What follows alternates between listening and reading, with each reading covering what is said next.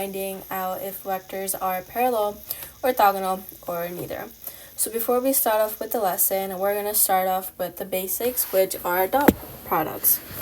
So we're going to start off with a simple question, which is going to be 4 times 6 and 7 times 10. So to start off, we are going to do 4 times 7 and 6 times 10. So we're going to write down 4, 7. Make sure you always add it, unless it specifically tells you to subtract it. And then you do 6 times 10. So 4 times 7 is going to give you 28. And then 6 times 10 is going to give you 60. So then after you add those two, you should get the answer of 88. Okay, so we're going to start off with parallels. So for parallels, it is if your u and your v are the same. So if your answer is, let's say 2 for both of these, then you know it's going to be a parallel. So your keyword is going to be same. Okay, next we're going to do a sample question. So let's do u equals 2i plus 6j, and v equals 6i plus 18j. So to solve this, we're going to do the same thing that we did for the dot products. We're going to take this and this, and this and this. So you're going to do, so there's like a way to do this. You're going to do 2 divided by 6 and 6 divided by 18. So when you do this, you're going to do 1 divided by 3, simple division, and you're going to get 1, 3 plus, get rid of that, 1, 3. And then you see that both of these answers are indeed the same. And since we know that same means that it's a parallel, we know that this equation is a parallel. Fairly easy, right? Okay. Now let's move on to orthogonals.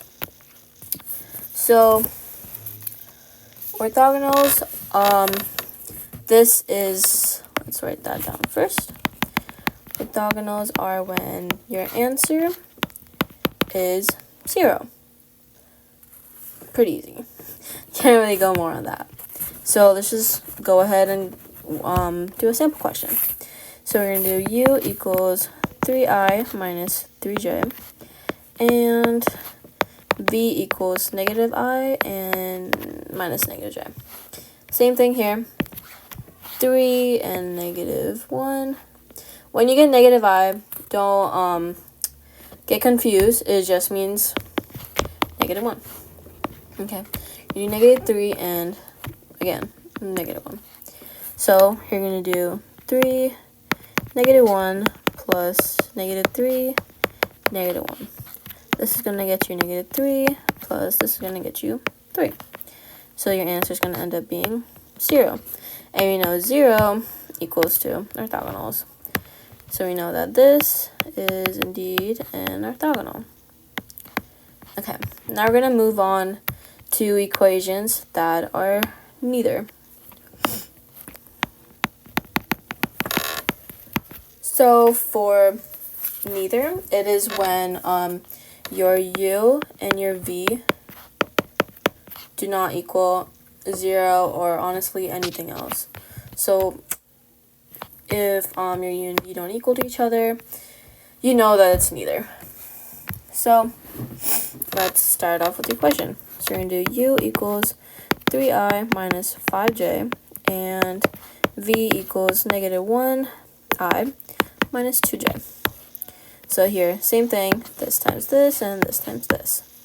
So we're going to do 3 and negative 1 plus negative 5 and negative 2. Just going to move this up a tiny little bit. Okay.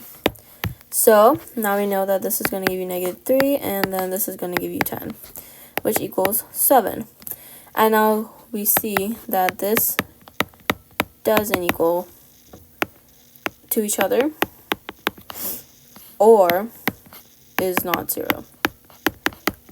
So then you can just know that it's neither. Now we're going to move on to actual questions. So let's start off with this question right here. So same thing that we've been doing this entire page. We're going to do the same thing over here. So we're going to do 4 and 2 and negative 4 and 2. Okay, let's start and write that down. 4, 2 plus, don't forget the plus, and negative 4 and negative 2. Sorry, negative 4 and 2. Okay, here we're going to do this equals 8 plus, this will give you negative 8. So now when you do this, your answer is going to be 0. And now we know that 0 is an orthogonal. So our vector for this question is orthogonal.